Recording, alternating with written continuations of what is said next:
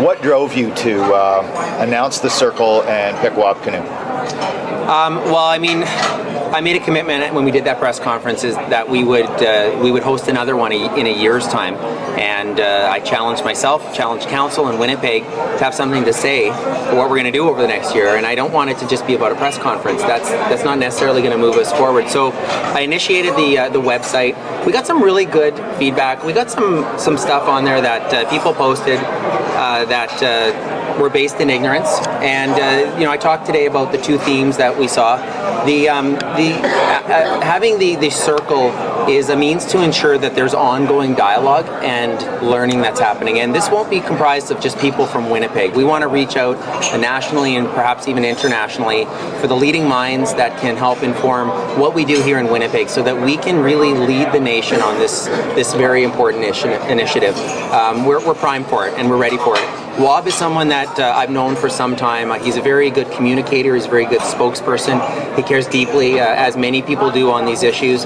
And you know, he and others that I've spoken with, both before and after we had that press conference, had some just really good thoughts. I've met with many of the local chiefs. I've met with Murray Sinclair and so many others. And there's just I wanted to have a forum where that ongoing learning that we're getting from some very wise folks in our community who represent some of the best and brightest in our Indigenous community.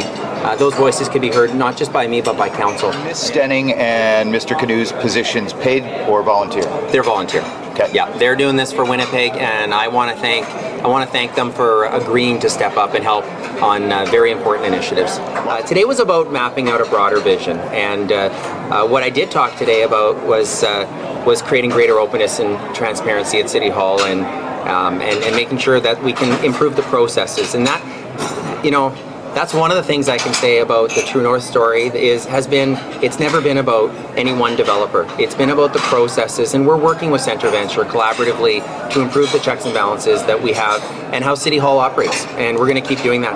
What we're looking to do right now, and you know, it is fitting that we're here at the Convention Centre, because we do have $33 million that needs to be repaid by the Convention Centre, and we want to do whatever we can to ensure that their business plan is supported. And so that's really where we're focusing our energies right now, and we've asked Centre Venture to communicate with the Convention Centre as much as possible that they can about the True North option, so that the Convention Centre can in turn advise City Hall on their plans to repay the $33 million. Well, you know what? I believe that our provincial partners want to see the city succeed. I think all the parties do. The question is, are we going to talk about it, or are we going to actually implement some action? And today was part of that discussion. I've had private discussions. Today was more public, in talking about the opportunity that comes with finding a new growth form of funding for the City of Winnipeg. And I think we've got a real opportunity right now to lead the nation, and I think the Premier, and whomever the Premier is in 2018,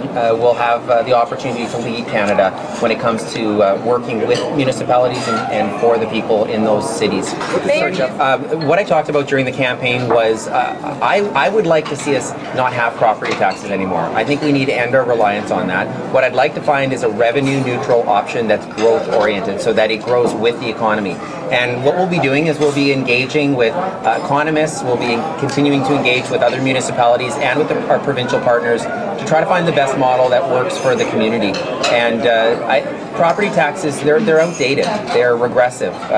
You know, when you look at other levels of government, they've long since figured that out, and they have growth forms of taxation, and we need to have that discussion. An example. Well, the examples are income taxes, there are municipal sales taxes, none of which are perfect, and so I neither have the capacity to implement those. That's provincial. So we need to have a discussion about what makes sense for the community as a whole, and no form of taxation is perfect. They've been well canvassed. When I uttered the municipal sales tax during the election, that was, you know, the weaknesses in that model were rightfully pointed out, and I recognize that. But let's have the discussion. Let's not just say the status quo is good. Let's just carry on as all, because it's not good enough. We need to get it better, and we need to have the discussion at a different level. And I was out in Toronto recently for the Big City Mayor Summit, and You know, Mayor Nenshi and Mayor Iveson in Alberta have been talking about this for a while, and we had really good discussions on what's changed since the 80s, since the 90s, because I mean this isn't new. I saw a headline from, I think it was the Tribune or the Free Press, from 47 last week, and it talked about a new funding model. Well, we've been talking about it for a while, and that shouldn't mean we stop talking about it and accept the status quo. What it means is we need to look at what dynamics have changed, and the power and the size of cities has changed. The political weight of cities has changed, and that was one of the reasons why I wanted to remind everybody that the majority of Manitobans, they live right here in Winnipeg. Our province's success is so tied to Winnipeg's success. So the Build Winnipeg partnership is intended to really help coordinate our transportation-related infrastructure investments and coordination between the different stakeholders. So you've got roads, you've got public transit and active transportation. They're not being adequately coordinated, as is the same with different levels of government. You look at the politics of infrastructure. We want to try to minimize the politics so that we can actually engage in long-term planning, and that's really what the Build Winnipeg partnership is all about. And when we provide additional information on the task force, Anita Stenning is going to be leading it. We'll get the ball rolling on creating that model, because we want to make sure that when we create that new entity, the Build Winnipeg partnership, that we get the best model possible. Had harsh words for the council on the fact that you guys haven't put in your request, you haven't prioritized the Build Canada. Says there's a bunch of money here. Why haven't you done anything yet? Well, I mean, let's take stock. I mean, the applications were submitted before I was elected, and I've seen them, and they weren't very thorough, to be kind. I met with Minister Glover. I've met with many of my council colleagues on those Build Winnipeg or the Build Canada asks already. There were 4 that were submitted, and we've been working really hard. Our administration has been working very well with the federal government and provincial government to get the applications up and running, but they have to go through the province, and so we ultimately need the province to submit them. One of the asks that the province has asked us at the city in terms of what can we be doing to move it forward is prioritizing. And so what I've done is I've increased the collaboration with members of council. We've held a council seminar already. You know, the council seminars we're leveraging to provide greater communication to all members, and hasn't been typically done. So we've held one already. We got information from the public service on the cost-benefit analysis of the different asks right now. 2 most noteworthy, of course, at least news-wise, has been Marion, as well as Waverley. Chief Peguis is in there, as well as Kenaston. And what I want to do is I want to make informed decisions based on proper planning, not political decisions. And so we've had one council seminar already. Councillors and I felt we needed more information, so we're holding another council seminar next week. And ultimately, we're going to have council decide on where the priorities are. And so we're having that discussion right now.